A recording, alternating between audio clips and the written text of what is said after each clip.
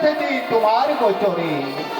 এসেছেন এসেছেন অগমর ভক্ত মরবাঞ্ছা কল্পতরু, এসেছেন দয়াময়, এসেছেন দয়ার নিধি, আরাধ্য দেবতাময়।